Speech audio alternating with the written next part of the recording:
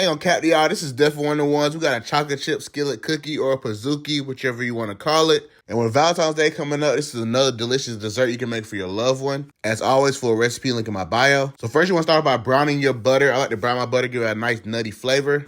Then to a bowl, we're going to add some brown sugar, some white sugar. We're going to go in with that brown butter. We're going to give that a nice mix until it's nice and smooth. Then we're just going to hit that with a couple eggs. That's going to loosen it up a little bit. And then go with some vanilla extract. Give that a nice mix. And now with our dry ingredients, we're going to go with some flour, cornstarch, baking powder, and some salt.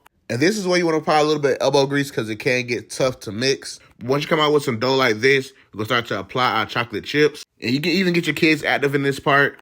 Get those mixed up into a greased cast iron. Now we're going to add this into the oven. We're going to let this bake. Should come out nice and beautiful like this. And at this point, you're done. You can top this off with your favorite ice cream. Hit that with a little mint leaf to make it look good. Go with some chocolate syrup, and you got an absolute hit. And one thing about it, two things for sure. Chef D the real GOAT. Make sure you follow for more. No cap.